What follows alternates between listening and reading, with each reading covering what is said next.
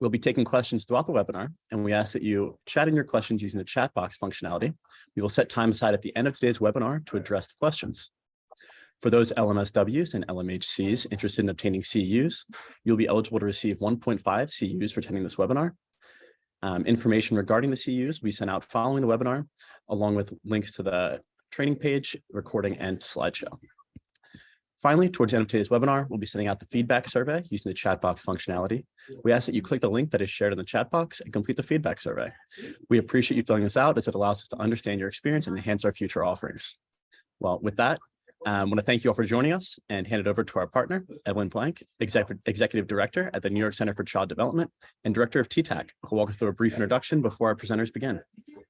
Thank you so much, Ian, and it is really a pleasure and a privilege to welcome back Dr. Koster and Dr. Osofsky. And the very beginning of the pandemic several years ago, they had done a presentation on talking about parental caregiver loss during COVID-19. And little did we know at that time that several years later, we would be where we are now. And we really felt that it was timely to really have a webinar really focusing on resilience and the long-term impact of how COVID has really impacted on young children and their families, and what we as professionals can do to help build and support resilience.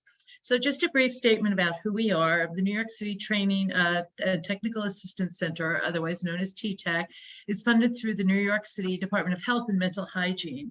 And it's a partnership between two agencies, New York Center for Child Development and McSilver's Institute for Poverty Policy and Research. New York Center for Child Development has been a major provider of early childhood mental health services in New York. And we have expertise in informing policy and supporting the field of early mental health. And we do this both through training and offering ongoing technical assistance. NYU McSilver Institute for Poverty, Policy, and Research houses the Community and the Managed Care Technical Assistance Center, which offer clinic, business, and system transformation support statewide to all behavioral health providers. And it's really been an incredible partnership, really focusing not only on clinical expertise, but also partnering with business sustainability and technical assistance. And TTAC is tasked with building the capacity and the competencies of mental health and early childhood professionals through both training and technical assistance. And you see on the screen here a slide of our website, and I would encourage people to go there, where all of our trainings are not only archived along with recordings, but also the PowerPoint as well as other resources. And we hope that you'll continue to all join our team in terms of really continuing to learn together and grow. So it is now my privilege to really introduce our two speakers and two esteemed colleagues, and start with Dr. Joy Osofsky, who is a clinical and developmental psychologist. She holds the Paul J. Ramsey Endowed Chair of Psychiatry and the Barbara Lehman Professor of Child Welfare at Louisiana State University Health Science Center in New Orleans. She's also the director of the Harris Infant Mental Health Center. She is widely published and has written many articles related to children and trauma. She's the past president of the World Association for Infant Mental Health and also of the 0 to 3 National Center for Infants, Toddlers, and Families. She's currently the clinical consultant in the leadership team for 0 to 3 for the Safe Babies Court Team Program. Excuse me. She's also played a major leadership role in the Gulf region following Hurricane Katrina and also the Deepwater Horizon oil spill. She serves as the co-principal investigator of the Center on Terrorism, Critical Incidents, and Disaster Coalition for Children and Family Resilience. And of course, she's received numerous awards in recognition of her significant contributions. And another major player here is Dr. Jerry Costa, who's a long-term colleague and friend who's also served on the advisory board for New York Center for Child Development for many years. He's the founding director of the Center for Autism and Early Childhood and is professor of the Department of Teaching and Learning at Montclair State University. Excuse me. He has a gubernatorial appointment in the New Jersey Council for Young Children and was the first principal investigator of the New Jersey Autism Center of Excellence Coordinating Center. Since 2008, he serves as the coordinator of the Northeast Regional Terrorism and Disaster Coalition. He is the past president of the New Jersey Association for Infant Mental Health and president of the Interdisciplinary Council on Developmental and Learning Disabilities. He conducts trainings all throughout the country, both nationally and internationally, and he's the author of many articles and has received numerous awards. So it is really now my pleasure to turn it over to our two co-presenters, and thank you once again for really coming in and presenting on this important topic. Thank you so much. If we could go to this is our opening slide, supporting resilience in young children and families impacted by COVID. My close colleague and friend, Jerry Costa, and I decided that it would be really important, and fortunately a lot of support from Evelyn Blank, to talk about how to support resilience in terms of what has gone on now with COVID for over 2.5, almost 3 years, and how we can support young children and families. So I'm going to start with some kind of negative information. And every time I look at it, it seems upsetting and scary to me. So maybe it is to you. So, obviously from the news, we've had over 1 million COVID-19 deaths in the United States. And one of the things that we need to think about here is these are parents and caregivers on whom children of all ages depend on for their caregiving. And what happens to children if they lose a parent? Particularly, we're focusing on the younger children, but it's for children of any age. We see certainly emotion and behavior dysregulation, regressions. We see problems with sleeping, eating, toileting, difficulty with attachment, trusting others, separation anxieties, and problems now. Some of them had the opportunity to be in daycare or probably daycare on and off during COVID, and then mental health issues that can start early on. And we know, because we've talked about it a lot for early development, how important that relationship is for early brain development. And we'll be talking a little more about that. Please go to the next slide. So just to look at some of the numbers, over 200,000 children lost a parent or caregiver to COVID through December 2021, and those numbers are higher now. I've been collaborating with the COVID Collaborative, a large group that's been keeping track of numbers and trying to do something to help these children. And I think this is something that we have to really think about. The other thing that's extremely important to know about the losses is the disparities, the racial and ethnic disparities, and we'll be talking a little bit more about that. But they're much higher in Black families, in Hispanic families, even in Asian families, but particularly in Black families, and losing the only caregiver they've ever had. And so the mental health issues or educational or community concerns need to be a part of helping these children, which is why we're presenting, which we are.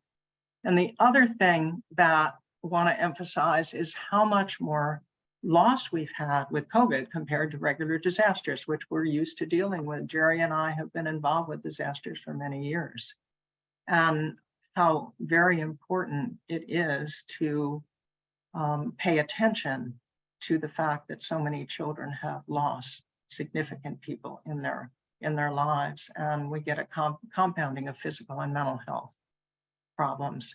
We also know that there's been obviously economic and other stresses in families. There's very good data coming out of a number of studies showing that with the economic stressors, there's more stress in the family, and domestic violence and child abuse and all of the kinds of things that are harmful for children. Next slide, please.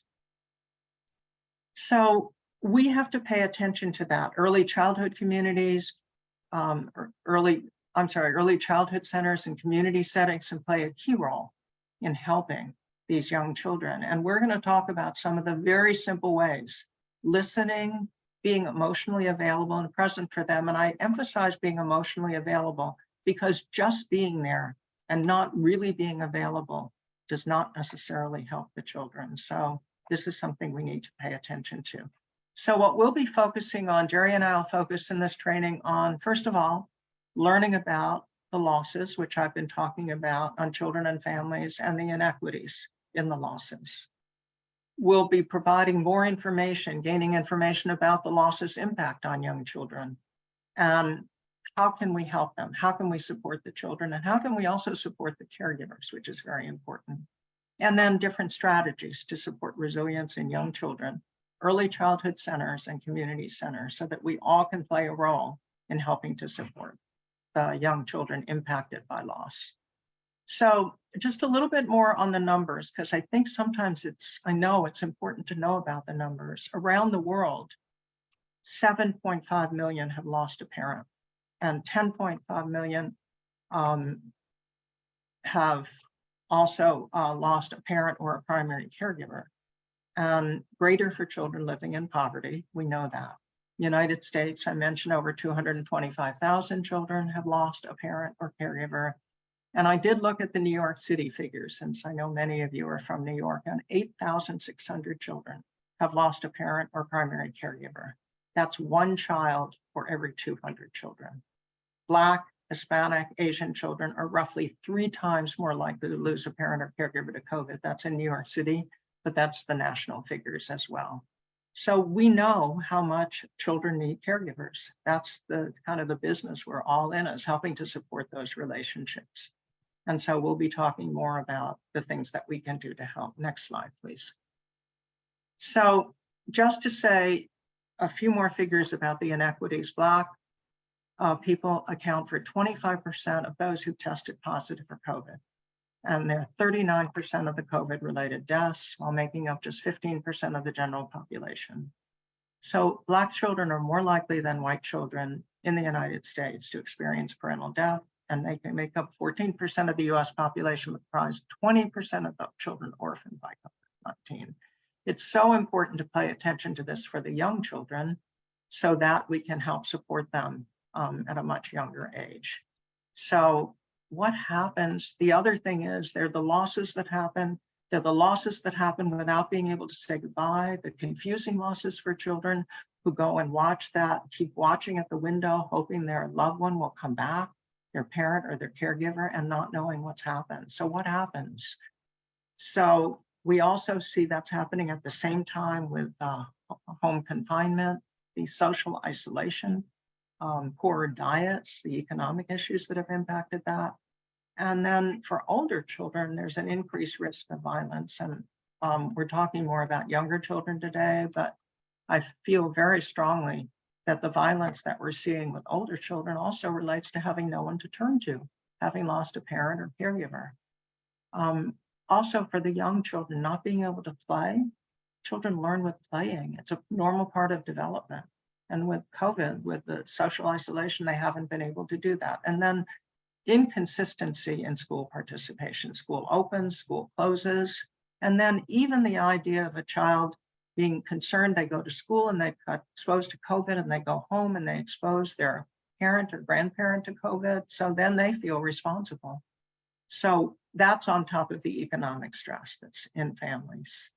Next slide, please. So I know Ann Masden, who, as we all know, has focused and taught us so much about resilience, talks a lot about the cascades that can occur with various events. And there's a cascade of negative consequences if your child loses a parent. For many children, and it's harder to diagnose or see it in younger children, but depression, anxiety, post-traumatic stress is very common. And if those issues are not addressed in young children, we see increasing problems and disorders later in life. They may have difficulty in school. They may get involved in violent behavior, being stuck in a cycle of poverty. And we also know for older children, we're seeing an increased risk of suicide, twice that of peers who did not lose a parent. And we were talking earlier, actually, our team was talking, the death of a parent is distinct in terms of what it does to a child, and increases risk for so many other adversities and negative things happening. And so we really need to address that. So since I've talked about all the negative, and that was kind of my start to our presentation, I want to talk a little bit about the good news. That is, children are resilient, and young children are resilient, but what do they need to be resilient and do well in school and be happy? We need to support the family. We need to support the caregivers. That's the main determinant, the key determinant to help children and to support positive outcomes. We need to find ways to help children deal with the loss and the bereavement and their sadness. And we're going to talk about a way as simple as listening to the child. So with the baseline stress caused by COVID, the reduction in social connectedness, which is so important for children, and then also constant re-traumatization. We actually see that with natural disasters as well, the re-traumatization. One of my colleagues talked to me about how people in Louisiana felt when they saw what was impacting on Florida earlier this year with the hurricane. And we get re-traumatization all the time with COVID. You hear about somebody else who has it, somebody who's in the hospital. It's a constant reminder and trigger for grief. And then again, children worry about, will they expose their parent or grandparent? So next slide, please. So in June 2020, there was a survey done that indicated that children are showing resilience. And what's most important, and I can't emphasize it enough, and I know I'm being a little bit redundant, but it's important, is that connection with family, a close parent or caregiver, or somebody there who is consistent for the child. And that the young children said during COVID early on that their parents for them or their caregivers represented hope, heroism, they would fight the virus, and helping them learn care and wisdom. So it's important to know the role of adults, meaningful adults in the child's life. Next slide, please. So what matters for resilience? And again, Ann Masden and Hiramoti Stefanidi, a colleague, wrote about what matters for resilience. And we're putting COVID in the context of disasters. So preventing added exposure, if that's possible, mitigating ongoing exposure to adversity. And in some ways, young children can be protected by lack of awareness, but on the other hand, they hear things and it could be confusing. So the idea of listening and being able to talk and explain and support children is so important. They are at this point highly vulnerable to separation, particularly young children, because of all the losses. And we do know it's a sensitive period for brain development. But one of the things that we saw that we can learn from after Hurricane Katrina, when we were asked to do training and support for Head Start, early Head Start and preschools, is that they were so vulnerable as they hadn't been to separating from caregivers, separation anxiety, even some stranger anxiety, but not being comfortable as they were in other ways. So we have to recognize that, particularly with the children who've had so many losses. Next slide, please. So I just put together this slide for us to think about the kind of stressful situations that young children are going through, and many of us are going through, and many parents are going through, but it's important to look at it. There's the trauma and loss during the COVID pandemic, but then for children who are removed from their primary caregiver and child welfare, and we know that child abuse and neglect has increased, so that is another stressful situation. Obviously, the challenges for some consistency, relationship problems and feelings of isolation. So all of those things surround trauma and loss right now with COVID. Life just really isn't normal the way it is, but if we can get that consistent caregiving relationship, that will help very much for young children. Next slide, please.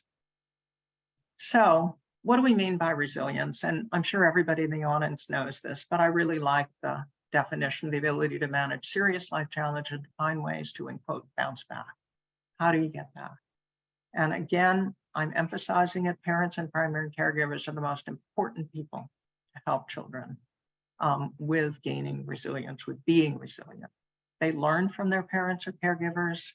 And if parents or caregivers can cope well with the everyday stress, then children will learn to do the same. So what builds resilience? That secure bond, positive role models, and that consistent relationship, being able to learn skills, to participate in meaningful activities. And meaningful activities have been very different during COVID. Jerry and I, when we presented before, talked about the fact that with all the changes that are going on and it's going on now, schedules have to change, and children need consistency in schedules. But those schedules can change several times a week in terms of what's going on in the world. So the idea of having a parent or caregiver there to help with that. Next slide, please. So again, supporting that, family routines are important to help children, maintaining a predictable home environment, and fewer mental health symptoms, anxiety, or externalizing behaviors in preschoolers or 4 or 5-year-olds were found with family routines and that predictable home schedule. That's so important. And we even talked about having the child help with the schedule. You don't have to set it up for them and look at it, but have them play a part in it so they can really build the relationship with if it's a new caregiver, but strengthen that relationship and feel responsible in many ways to help them grow and develop. Next slide, please. So in order to have inner strength and self-control and confidence and a positive outlook and responsibility, it depends on community resources, including schools and support, and positive role models. A caring relationship will help a child be resilient. It's as simple as that. It's not always simple to put in place, particularly during COVID, but that is what helps a child with building confidence and being strong and being able to control their behavior, not having the dysregulation and feeling positive. So that's really incredibly important. Next slide, please. So to articulate this a little bit more, how children benefit from support from parents or caregivers, Sesame Street data conducted the first 2 years of the COVID that indicated that COVID had impacted on all the children's lives who were interviewed. But for many children, it hadn't overwhelmed them. And how hadn't it overwhelmed them? How did they get the security to continue to being regular kids? Is from parents or caregivers. And they said that very clearly, children of all ages. They had children as young as 2 or 3 up to school-age children. Parents or caregivers represented hope, caring, and wisdom in children's lives, someone they could turn to and depend on to keep them safe and to give them hope. And this was from the children's voices. This isn't just an interviewee. Children were saying this, and it's really important for us to recognize that. Next slide, please. So it's also important to recognize the increased risks. Unemployment increases stress in families, leads to violence, leads to maltreatment, domestic violence. So community supports are crucial. And then there was other data that was gathered, descriptive and multi-level time analyses to understand the relationship between community level stressors and child abuse and neglect, and how to reorient system to promote child and family welfare. So certainly there are the risks, but then if we stress the relationship and the supports in the community, that's going to be extremely important for the children. Next slide, please. So I'm about to make a transition with this slide. How can we help children be present and psychologically present, not just physically present, listen, and let them tell their story. And I'm going to go to the next slide, which I think is the child telling the story. And then I will turn it over. So please, let's listen to this. Oh, we can't hear. Is there a way to put the volume on? We're going to have to. Yep, I'll do that. Let me. You're going to do it. Great. And I just wanted to emphasize with this story, it's a wonderful example of what we're talking about. And by the way, this was following the Paris bombing, terrorist bombing, and this is a father and his son following that event. So listen up. Oui, parce qu'ils sont très. Tu comprends ce qui s'est passé? Tu comprends pourquoi ces gens, ils ont fait ça?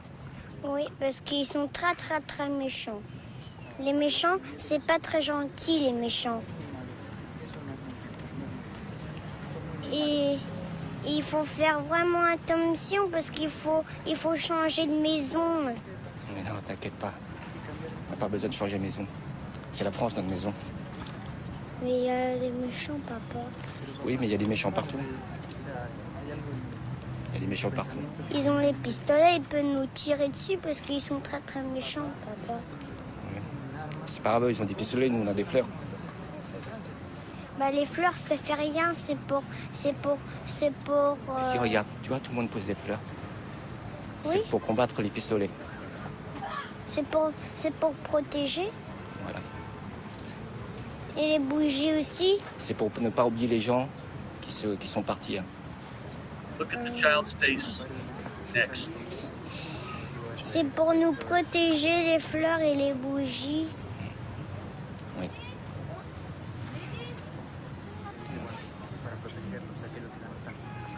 Ça va mieux du coup?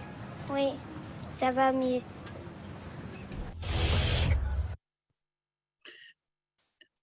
Both Yeah, I was going to say, that's so wonderful. And the next slide, Jerry just said those words again, and it's a wonderful example. So I'll turn it over to you to talk a little bit more about it. And it's such thanks, Joy. And both Joy and I felt that having a chance to take a look at this video moment that was captured so beautifully by a very sensitive journalist too, who gave both father and child some time to be listened to. So we think it's an important illustration of something that both Joy and I want to talk more about together with you now. So, Tu comprends? how can we help children following the trauma, the losses that we've been recounting with you? And while this seems like such a very simple outline of ideas, we want to unpack it carefully with you. But being present, I think Joy said earlier, being present in and of itself is important, but may not be enough. How do children know that they are being listened to, and giving them the opportunity to tell their story? So I often think that for many of us, when we encounter young children who've been through losses, we often are ourselves overwhelmed by their pain, by their loss, by the unimaginable experience of what it's like, as Joy said, to lose a parent, and all that means and all that changes in your life. So, but for people to care with them and talk with them about the people they lost and missed, ask them about the names of the people who left them, who died. Ask them to tell you something about them and that they did together. Be sad with them and show them that you genuinely care. And of course, we can use play and books to help them use their imagination and fantasy to express the things that happened to them, but to also to imagine life continuing to be normal in some way, having that chance.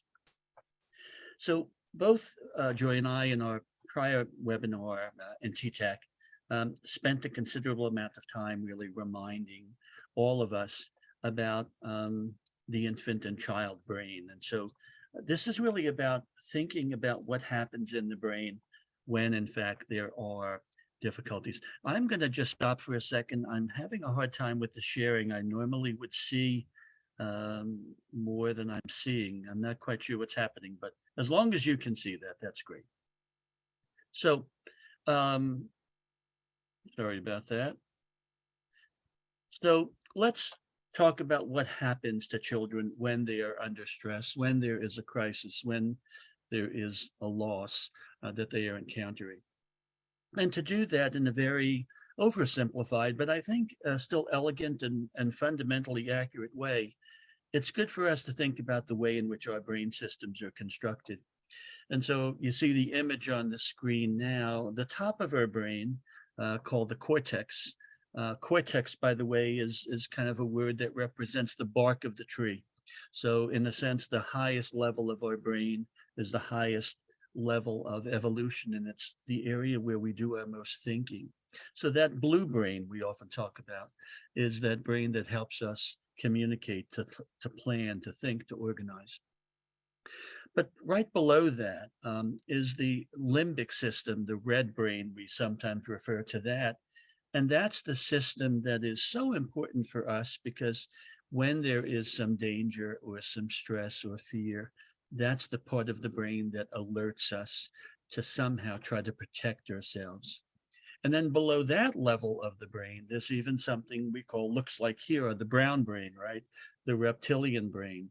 And believe it or not, that part of the brain is critical for our functioning, because it helps us regulate our respiration or circulation or wake and sleep cycles. It's the big part of our functioning. So for the moment, think about these three components of the brain.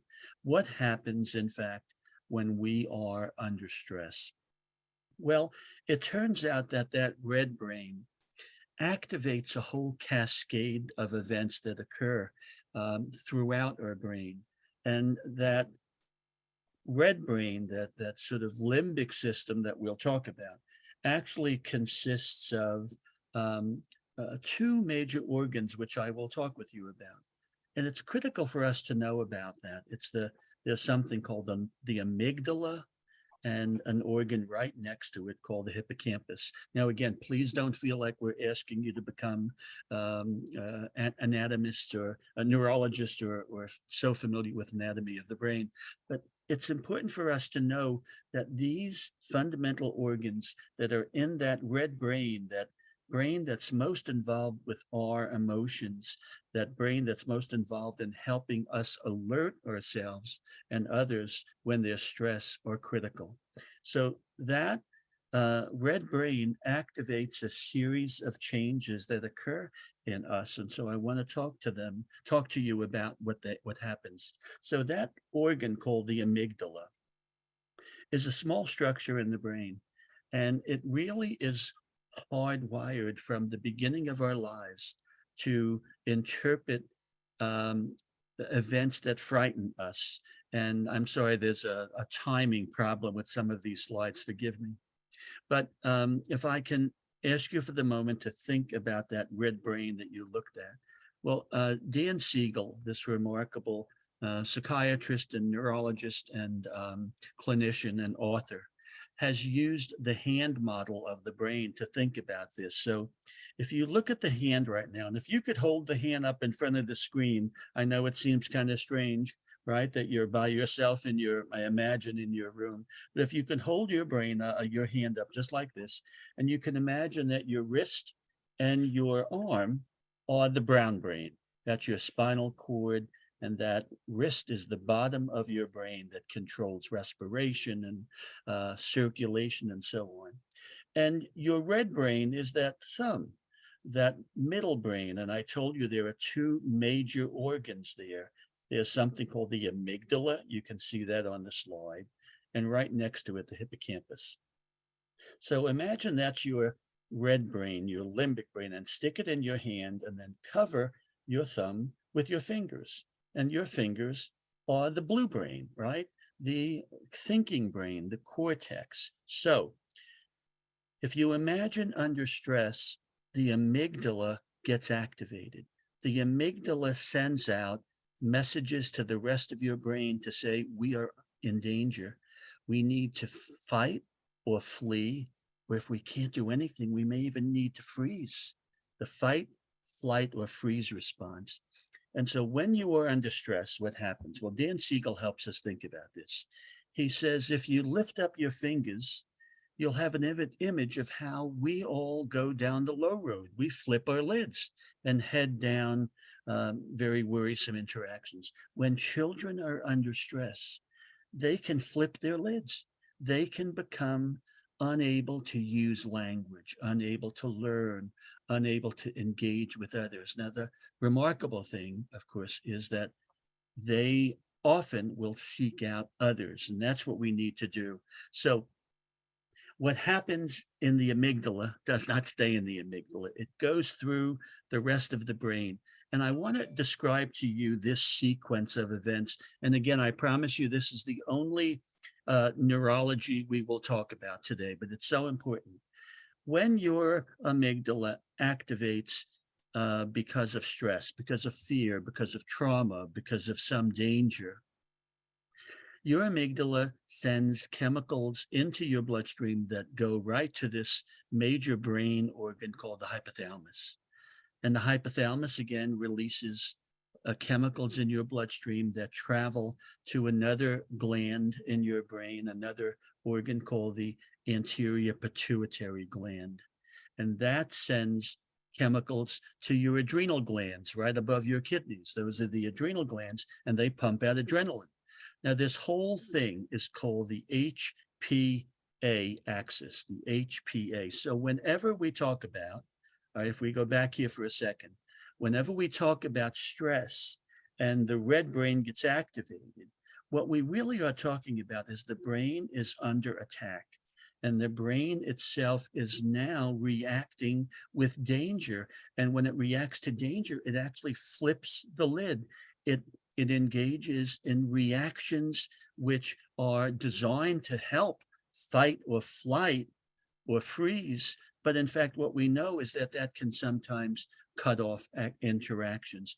And sometimes we adults can be disabled as well by the very same stressors. So this HPA axis is what I want you to think about, because in some sense, what has happened to children collectively and to many of their caregivers under COVID and under long COVID and under the long effects that we've been through, what's happened is that their HPA axis, their stress systems, their fight or flight or freeze systems have been really activated.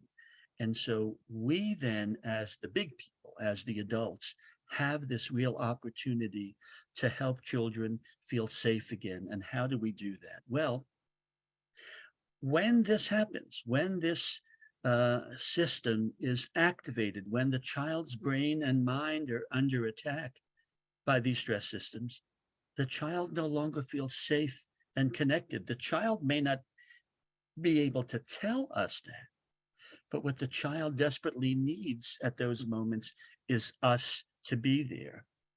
And in fact, what children try to do most at those times when they're under stress is they will seek out a social connection.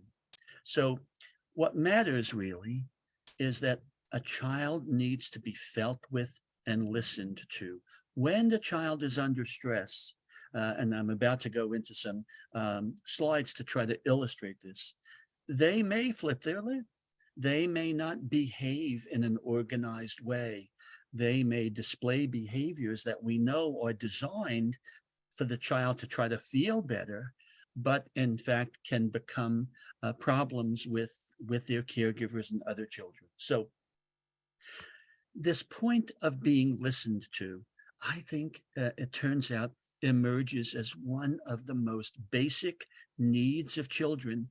And I think both Joy and I were so pleased to discover that, in fact, the United Nations Convention on the Rights of a Child, in fact, recognized the critical importance of children being listened to, that children have a voice, that children have a point of view.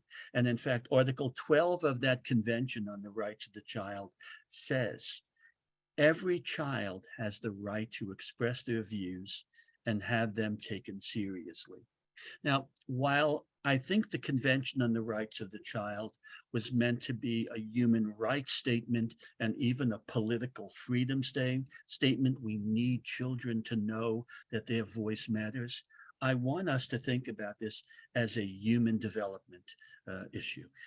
It is critical that children feel not only that they have a right to express their views and be listened to, but that we are there ready for them. So can we always say that? Can we always say that babies come to our mind, and our ability to listen to what they have to say is critical. It's not just the words we say, but how do we establish our presence? So we're going to think together in a moment about how we might be able to do this, how we'll wonder with you how you might be able, as you work with the many infants and toddlers and preschoolers and families that you've come to know have been affected by COVID. We want to really think with you how we might be able to be sure we can allow them to tell their story, that we can listen to them. So what are the ways adults can help children to find the words and tell their story? Because children need to be heard so they don't feel alone in their ideas and worries, and that we try to help them to find a way to cope and feel better through what's most needed, the human loving emotional connection. So we're going to try something which I hope is fun and engaging, but I'm going to show you some pictures in the next couple of slides. And what I'd like you to do is imitate the hand positions that you are seeing displayed in the pictures. All right. And so at first you might wonder what it's about, but try this out. So put your hands together like that you see there. Then separate them a bit. Then separate them even more. That space between your hands that you saw at first a small space than a larger space. What does that mean? So I'd love to stop and say, and if we had more time, I would love to say, so tell me what you think those pictures mean. And because I suspect it's not really clear yet, right? But we're gonna talk about the power of pausing, of slowing down, of something called mentalizing, of thinking. So here's what I wanna ask you to think about.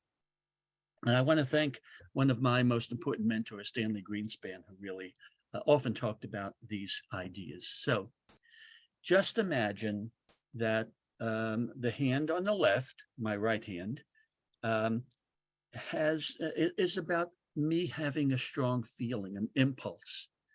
And I immediately engage in an action, right? There is no space between the impulse I have, the feeling I have, the idea I have, and the action I take. Now, we all can recognize that's something that happens to all of us, or young children who are still developing their blue brain, right?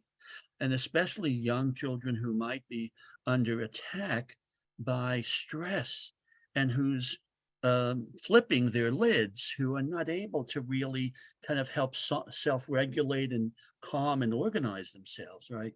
There's no space between a child's feeling or impulse and the action they take, right? There's no space. So imagine, however, instead of the words impulse and action, we think of trauma, loss, and stress.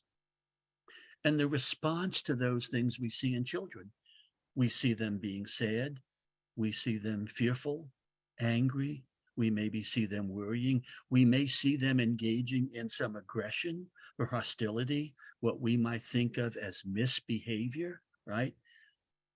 How do we help separate or replace that lack of space with something else? So imagine that we start trying to grow space between the trauma they've experienced and the sadness, fear, worry, misbehavior they're engaging in. My question to us will be, how can we have that happen? How did that happen? And even wider, creating more space between the loss they've had and the reaction they're making. Well, that space happens because of listening. That space happens when we see a child who's suffering and worrying and has been through some traumatic loss, and we listen to them, we spend time with them. So consider the power of listening to a child, feeling with what they're feeling, for them to be felt with, to pause, to just spend time with them, wondering with them how they are, how sad they might be, who in their life they are missing, to tell you about them. That pause slows a child down and allows you to enter the child's life. So in so many ways, I think whenever we encounter children who have been suffering because of a loss and trauma, our first impulse, I think, will always be to try to help them feel better, which is wonderful. And I think the nature of our caring for them does that. But in a real way, what they need from us is not just our presence there, but our attunement to them, our listening to them, our wondering with them, our hoping that we can help them tell their story and feel it with them. Because when we do that, that separates the focus on loss and the consequences of loss, which are the sadness, the difficulty, and it begins to replace that loneliness, that being alone, with the power of another relationship, the power of someone feeling with them, the power of relationships. And so over the course of my career, I had this great opportunity to have my daughter come with me a couple of times when I've given presentations. And a number of years ago, I said to her, I said to the group, if I had a bumper sticker, it would say, in the beginning, there was the relationship.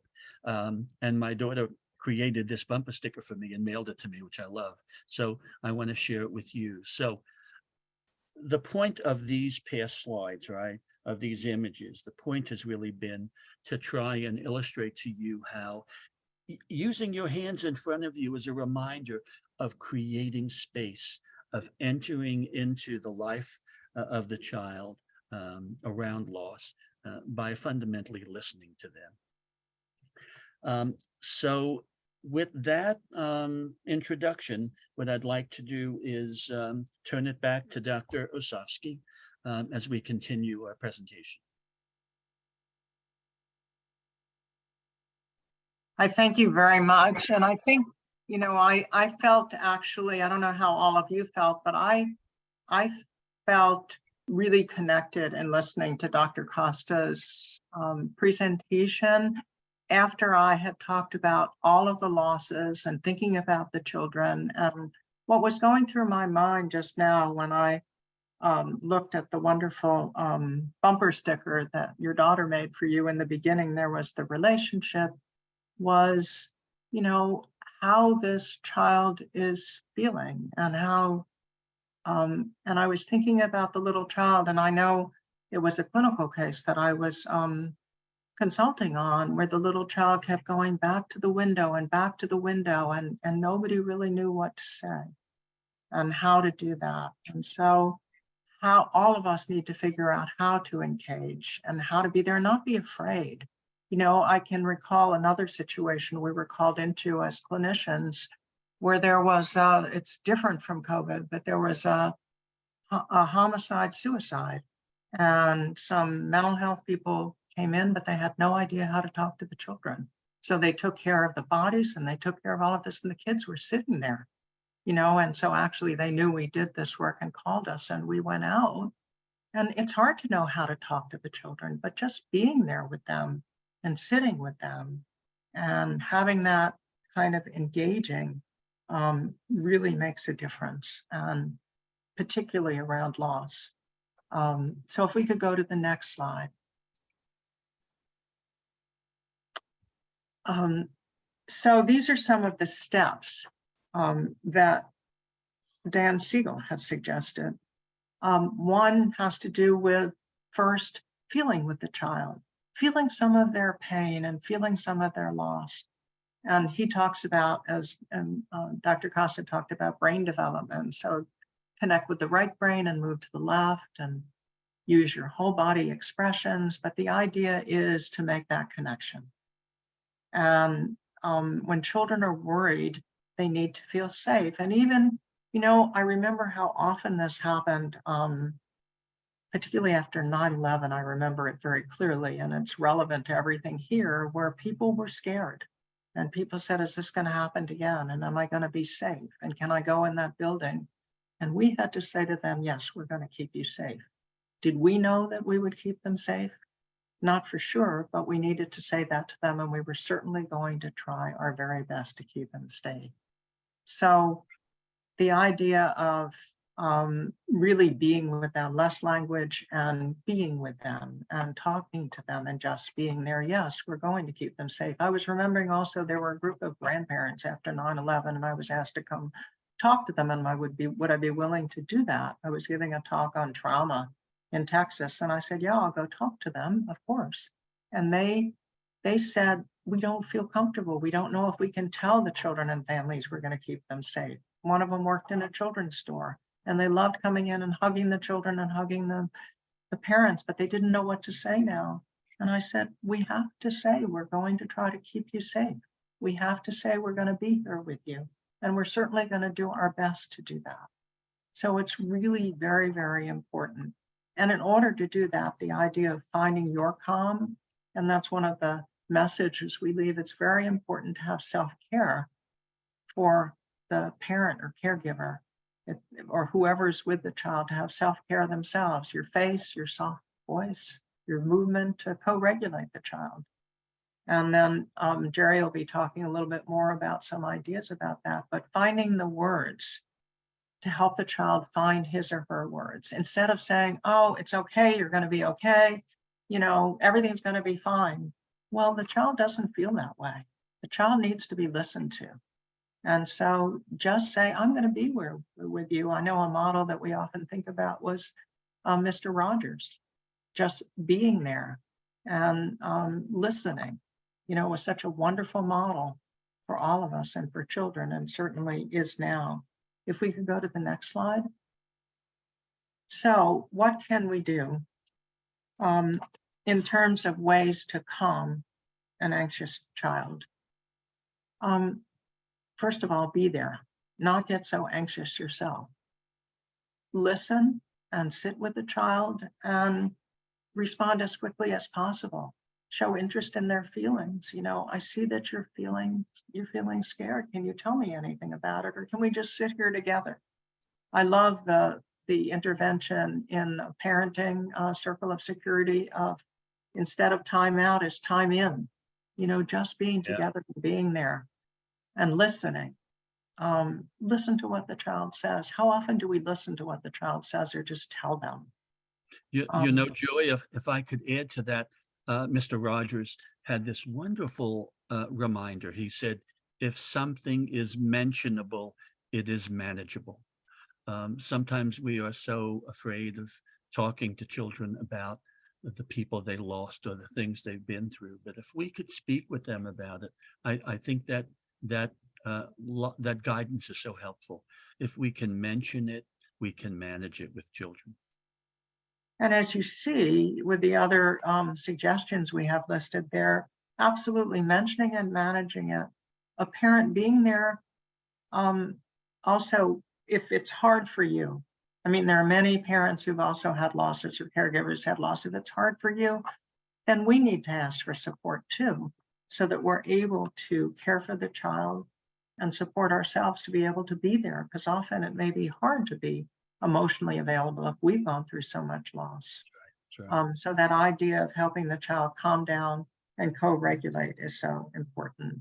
And then we have some other suggestions on our next slide. If, you know, a child will say, you know, I don't know what happened, you know, they left and they didn't come back. They left and I'm waiting and waiting and they're going to come back. Will you stay here with me while we wait for them to come back? And then how are you able to say to the child that, you know, they may not, but I'll be here with you to help you if they don't come back. And then start that conversation is so important. So restating what the child says back to the child, and if any way, be able to correct, be able to reassure. And then also, if they get upset, they get scared, they cry, there's an opportunity for strong emotions. Let them be able to feel that. Let them be able to, don't take it personally. Let them be able to cry, let them say, you don't know what you're talking about. You know, you don't know how I feel. Be able to hold that with the child, which is so important. And, you know, it's really moving away from the personalized part of it, but being able to understand the child. If they need extra hugs, if they can tolerate it, that's helpful. That goes back to that time in. Hugs can often help with dysregulation instead of having to separate the child, which is so important. And again, nothing is more reassurance than your presence and being there for the child. And I remember when we got called out on a number of these occasions, just being there, you know, and children don't often expect that. They expect to be told something, or you shouldn't show this, or you shouldn't show that, but just being there. I'm going to be here and I'm going to listen to you and I'm going to be here for you, which is so very important. And now we're going to turn to some wonderful creative suggestions Jerry Costa's created for us.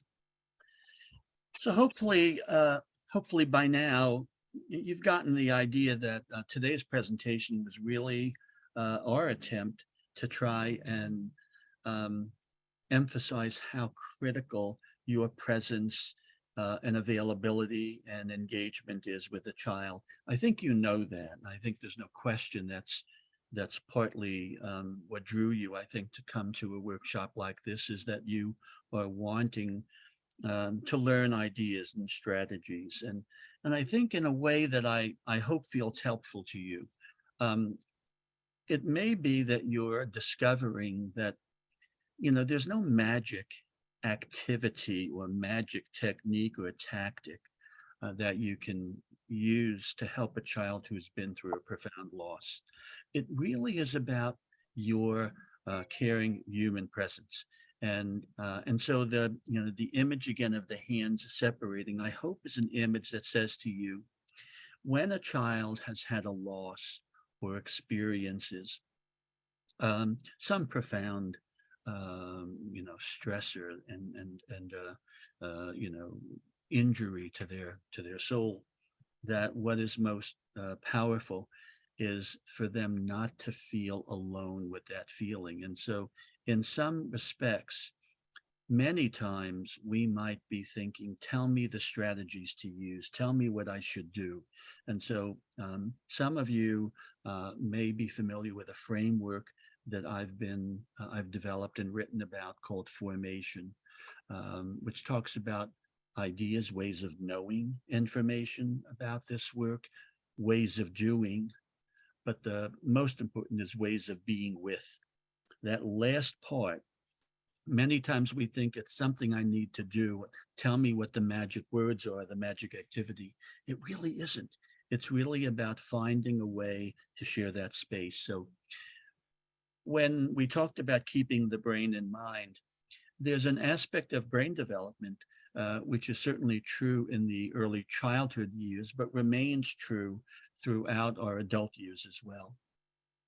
And that truth is that the parts of our brain, pardon me, that are gauging whether or not we feel safe or that there's a danger out in the world, that amygdala and hippocampus, those parts of our brain that are always vigilant, always monitoring the world, are there. And they are online, by the way, in the first days and weeks of life. They are online in the first days and weeks of life. Children, even young children, are able to become changed and frightened and worried in primitive ways by frightening things.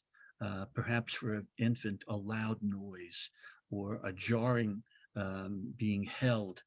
Or if you were to think of our experiences, we have learned over the years that children, infants, are not too immature or premature to suffer when we have things happen to them.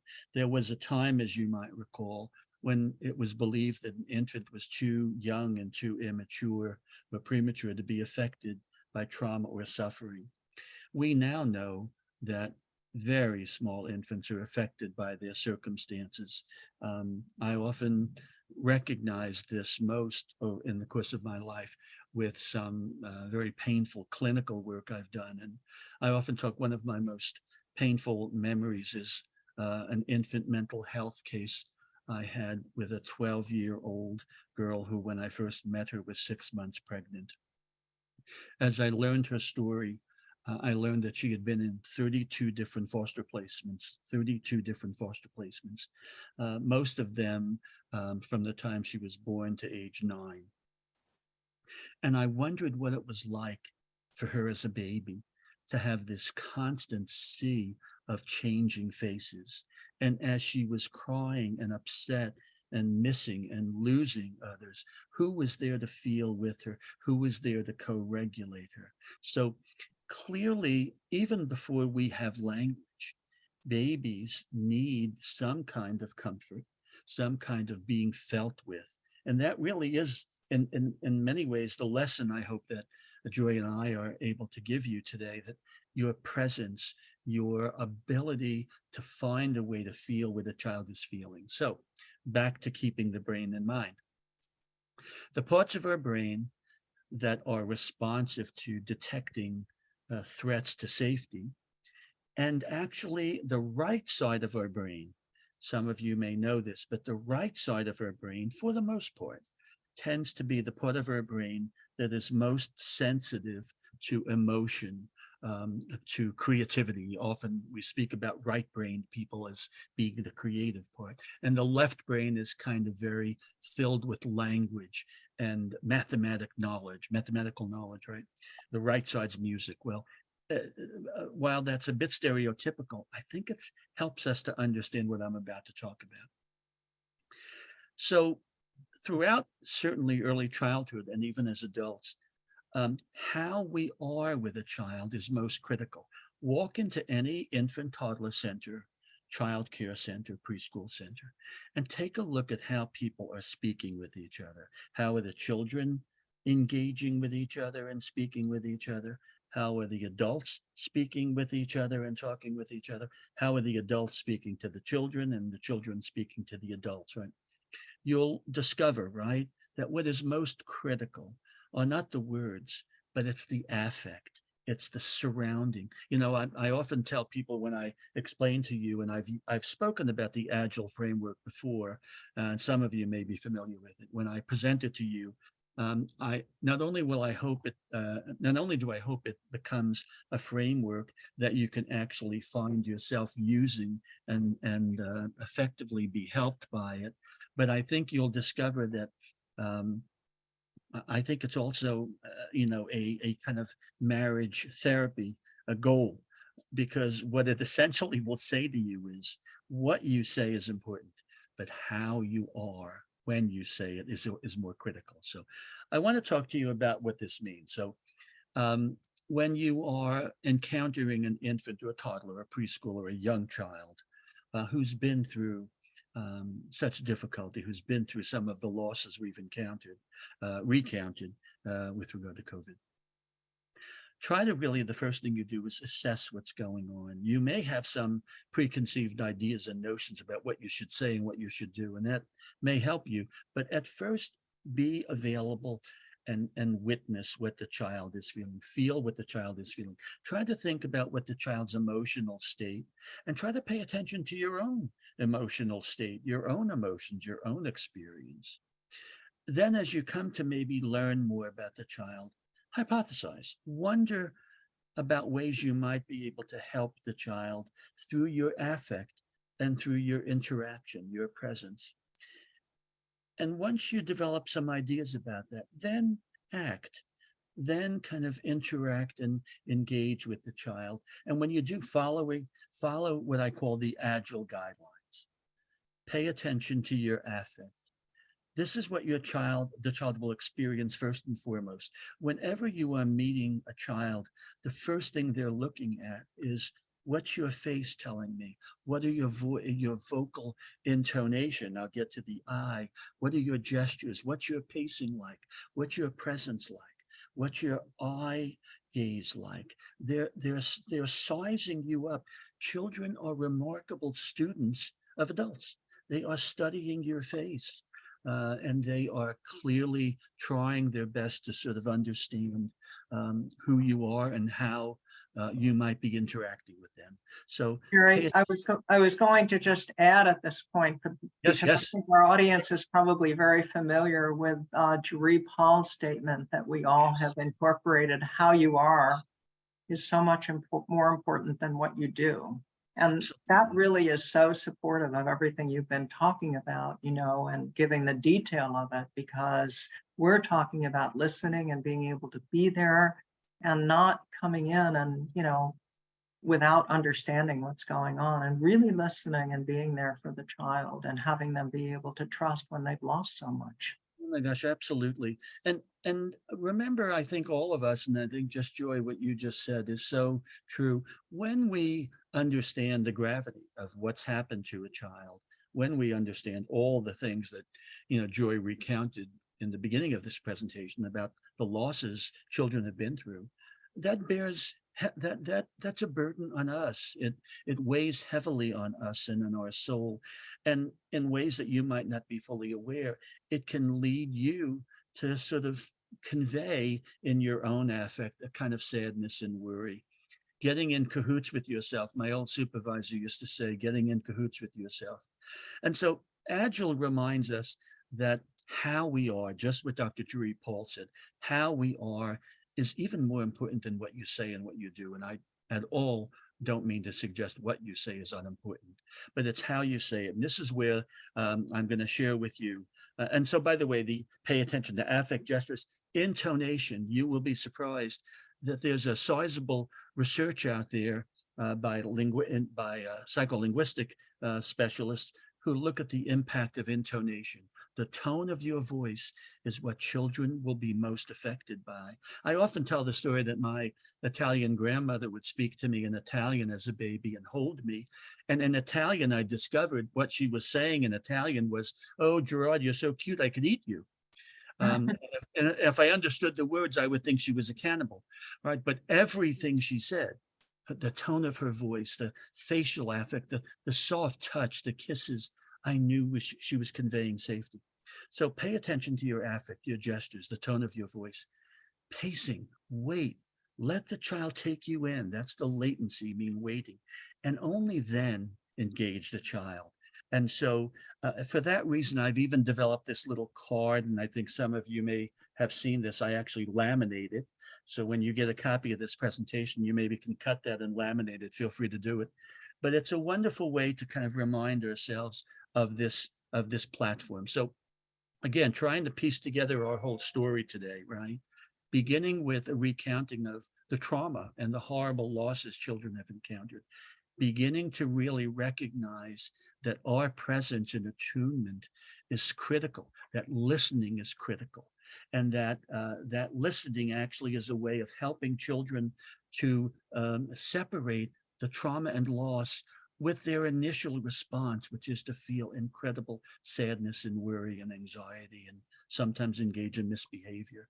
And how we do that, it's much more powerful by our presence. That's why I said this is the Agile framework is to me like a marriage therapy, because if you don't pay attention to how something is done and just listen to the words, I often say, if you ask your spouse, hey, are you mad about something that I did? And if their response is something like, no, nothing's wrong.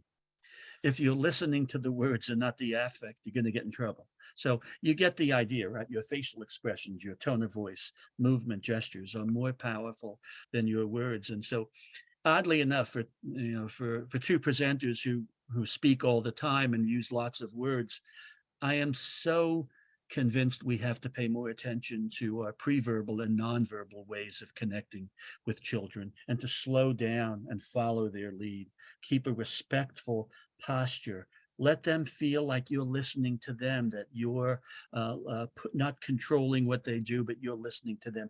Convey everything in a way that you can, your interest and willingness to follow their lead. So what we'd like to do is just remind you of something. The stuff we're talking about today, I think, is so important, right? It's so important that we talk about it in terms of trauma and losses and the worrisome things that we are talking about today. But in point of fact, it's the ordinary moments that we have to rely on with our lives with children that help them and help us to feel that kind of connection. I want to tell you, I've been talking about keeping the brain in mind. And I want to tell you a little bit about the brain that you may know already. The fetal brain, 5 months of age, already by 5 months of age in the fetus, has between 80 and 100 billion nerve cells, neurons. That's about the number of stars in the Milky Way galaxy. But what we often don't realize is that there are 10 times more what are called glial cells. Glial cells, right? Those are the nurturing cells. Those are the cells that surround the nerve cells that provide nutrients, circulation, oxygen, of course, to keep the nerve cells alive and functioning. So forgive this metaphor, but if you stuck a pin in your brain, 9 times out of 10, you'd hit a nurturing cell. You wouldn't hit a nerve. You'd hit the nurturing cells. Life is like that. There are these horrible moments, the nerve cells, those fiery, tragic, striking moments that happen to us. But all those other times, the ordinary everyday moments when you get to be with the children with whom you are, that's what builds the opportunity you have to be there in an effective way when the nerve hits, when the horrible things happen. So in that regard, I hope everything we've said today is helpful in terms of helping those moments of trauma and stress. But I actually hope what it does for you is even helps you rethink those everyday moments, those moments of pausing and listening and wondering and looking carefully and not talking, less language, longer latency, use a fewer words and just wait longer, let the child take it. I hope all of it really, in a sense. Yeah, it makes me think about, resilience and which is what the title of our talk, and how to build resilience. And as I'm listening, obviously presented some, but listening, we also realized that, Ann Masden in her book talked about resilience as ordinary magic. Yeah. What Yes, we're yes. what we're talking about today is it doesn't have to be that complicated to help children who've been exposed to trauma be able to be there with them and listen. And it's not that hard to think about, what these children need. It may be hard to find a caretaker, a caregiver who can be with them permanently and give them the support that they need and listening to them. But it's not that complicated to understand what children need. And I think that's really important. If we can go to the next slide and think about, what is it like for a young child? And I keep going back to that image that I've heard many times of the child going back to the window and being so confused about what happened and why the person went away and why they could never see them again and couldn't talk to them and couldn't even say goodbye.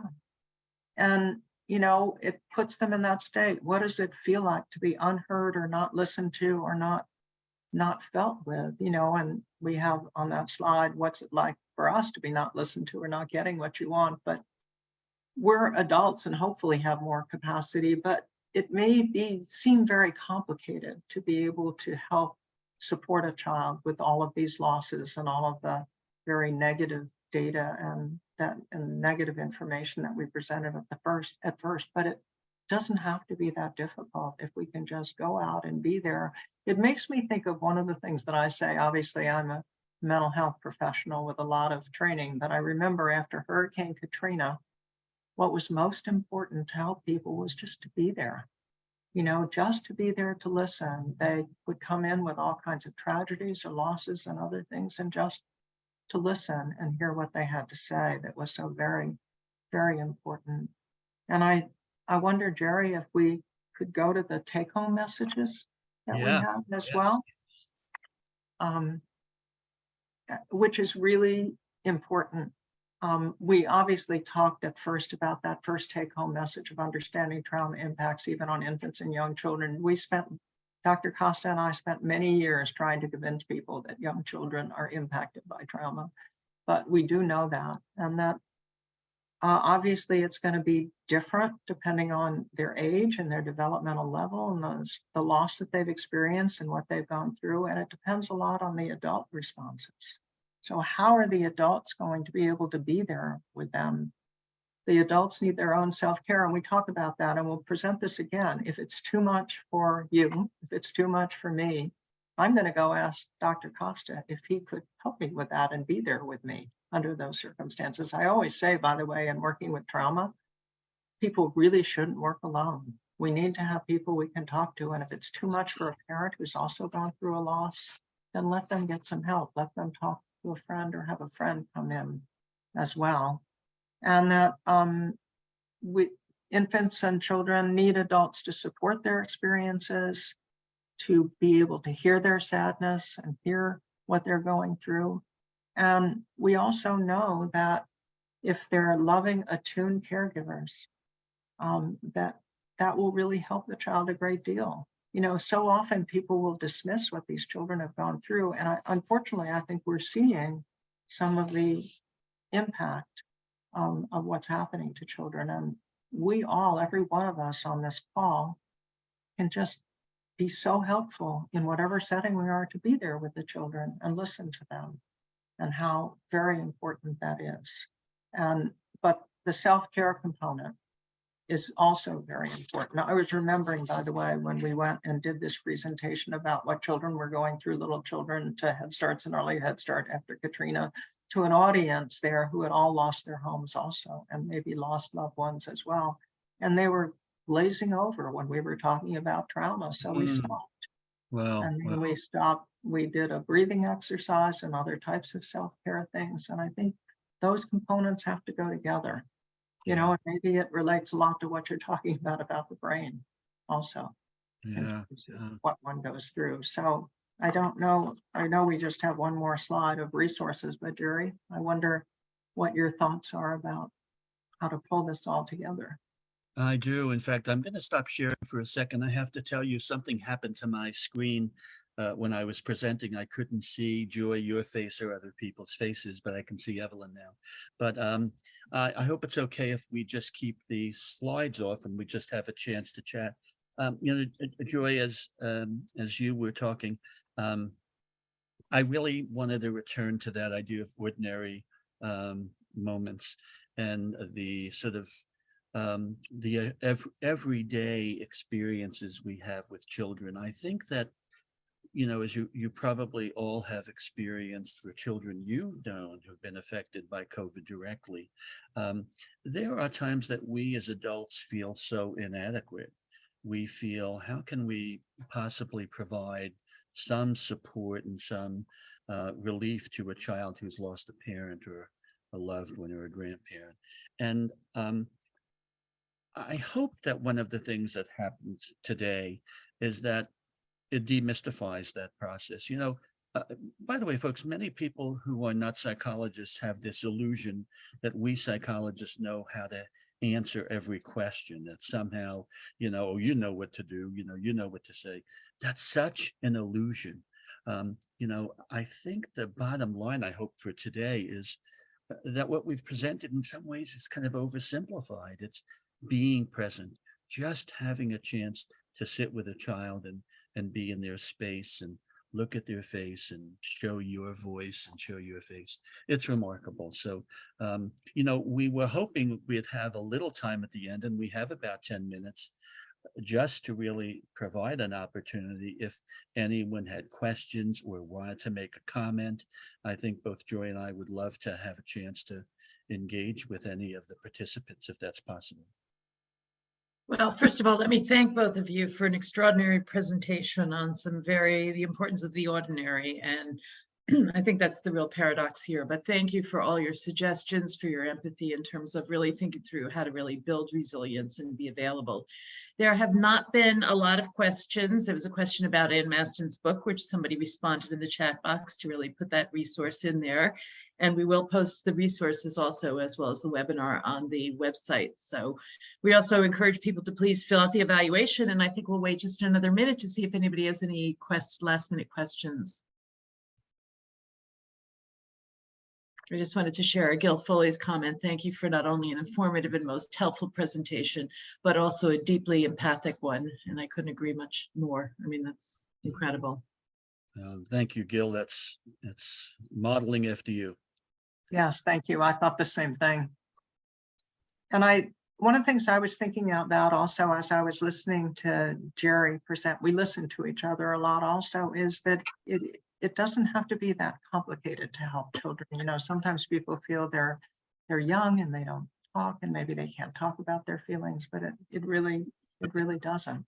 And that's what I hope that people can understand, and how important it is to just be there sometimes. You know, Absolutely. I've been so curious when Joy and I were preparing for this, you know, the nice thing, the wonderful thing to have colleagues like Joy Osofsky, and Gil Foley's the same kind of colleague, where you just try something out. You say, look, I got this idea. You think this will fly? And sometimes, you know, I'm not sure if it flies, right? I am curious because Stanley Greenspan, some of you may know that name, Dr. Stanley Greenspan, was one of my most important mentors, and he became a dear friend, but he was really my teacher and mentor. The whole idea of how do we help children separate their immediate reaction from the moment and help them think, help them mentalize, feel with us. So that separating of hands is an idea Stanley talked about years ago. And so I'm curious, that's why I don't know if folks can type this in.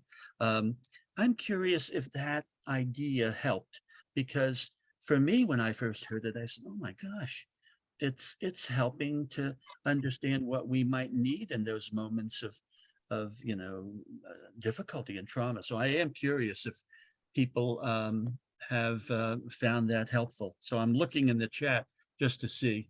Well, I noticed that Margot Kaplan-Sanoff suggestions for when the caregiver is also overwhelmed by the same trauma. That's so important. Yeah, for sure. What For you're sure. saying, and being in that position, and it's easy to say, talk to a friend or get some help or something else like that also. But not only are they overwhelmed by the loss themselves, but also how upset their child is too. So the suggestion of really trying to be able to talk to a good friend, talk about how you feel, but doing it separately, have someone stay with the child and really, take time for yourself in that way to do it. And it's not just going out and taking a walk. It's talking to someone a bit about how you feel. And we learn that in doing trauma work. When I said earlier that we always do this work together, I remember I was seeing one of these very difficult case where there had been a shooting and a child was exposed and all of that. And one of my colleagues, senior social worker, came up to me and said, "Okay, you take the case, but I want you to know I'm available to talk with you after." And I'd like to talk. Yeah, for sure. And that's one of the ways that people are able to do that. So for a parent, that's so important too. And I also mentioned where we went out and nobody was talking to the children. We talked to the people who had responded, saying it really need to talk to the children. And, if we need help to do it, then, it's not weakness to talk to somebody else about how you feel. And Absolutely. I think it's so important. And Joy, I think you were referring to that statement that that someone had written, YB, right? A child who's being raised by a paternal grandmother, but lost his mother 2 months ago, right? And I don't know if in that story, the mother that the child lost was the daughter of the grandmother. I don't know if it's that same side, but I think sometimes, of course, our direct work with children is so wonderful, but I hope that even some of what we talked about might even be the kind of strategies or kind of thinking you can share with the caregivers, the parents, the grandparents. But I also think sometimes we have to listen first to the grandparents. In some ways, the grandparents are also stuck with no space between what's happened to them and what they're feeling. And how do we sort of enter that space within them? So I don't know, YB, I wish we could talk more about that, but that came to my mind. Yeah. Yeah, I noticed there's a comment, how to support a child's being raised by a paternal grandmother and has lost mother 2 months before. And yeah, we've had situations like that. And at one time I found it really remarkable that somehow they were able to play together. They were able to be together, and the grandmother was able to heal from the child. They had stuffed animals and other types of things, but we also obviously talk a lot with the grandmother and help support her separately. And, yeah, for sure. it's really a lot of talking and listening, to be able to do that. Hey, Joy, this question, and I know we have to wrap up soon, Evelyn, right? But can you offer suggestions about how to make sure that we as the clinicians can answer the question, how am I? As we are making the initial aha. Now, do you, I don't know if you can help clarify the question. Is it that someone is asking you how you are and you're sort of not sure how to share your feeling? Or I'm not sure if I fully understand the question. And Joy, I don't know if you see that. Or Evelyn, if you have a take on that, do you see that? I see it. I don't, if the person wants to respond. Yeah, I'd love to answer that because, and of course, how do you help staff with? I think actually what I was talking about also with working with someone else, suggestions about how to make sure we as clinicians can answer the question, how am I? A trusted colleague, is so important. That's what I was saying, because this situation I was dealing with was so difficult that I wasn't sure how I would be. I'm not going to describe the situation, but we also learn from others. You can't do it alone. I'm mentioning this little girl who was 2 years old who had witnessed the shooting death of one parent by the other. And we have cases like that going on now. And, and there was one particular case where the mother had a great deal of difficulty with the child talking about the story and drawing about the story. So you have to support the parent, essentially. You have to separate them out and give them support and be able to listen to it and talk to them. That's been my experience. I mean, Absolutely. if I could say one quick thing, I know we're going to wrap up, but what came to my mind immediately is I had the good opportunity, good fortune of spending 3 separate periods in Haiti following the earthquake there, 1 week at a time for 3 years. And in the very first year, I met a mother who was there with her 2 children. And there was a 5-year-old little boy who had what was being diagnosed by our medical team as alopecia.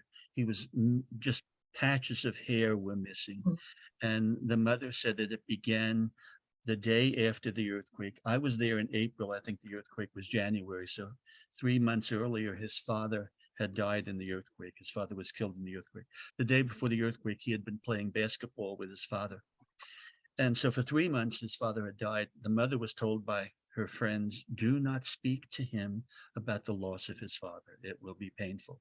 And so for 3-4 months, and he came to the clinic and I spoke with her and he was there and she translated, we had a translator, and I said, would it be okay if I asked him about his father? And she said, yes.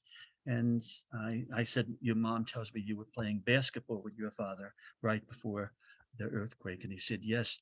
And can you tell me what that was like? He's chalking up a storm. And so I said to the mother, would it be okay? Do you think he might like if I sent you home with some crayons and a little, some paper, and maybe he might draw some pictures about what he's thinking, what he did with his dad. Following day, and I said to the mother, and it's okay.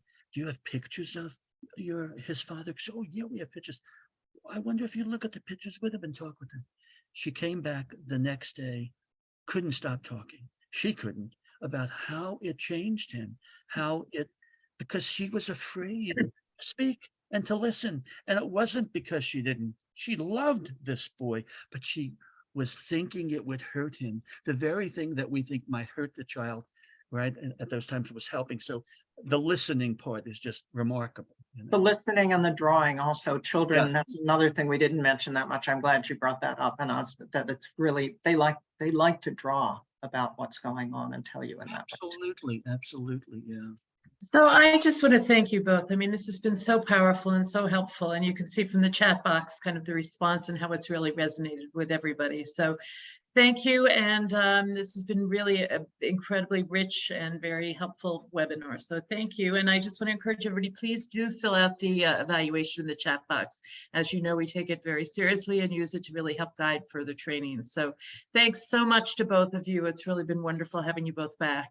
Thank you. Thank you, Thank Joy. you for inviting us. Yes. Thank you, Evelyn. Thank you, Jerry. Thank you, Evelyn.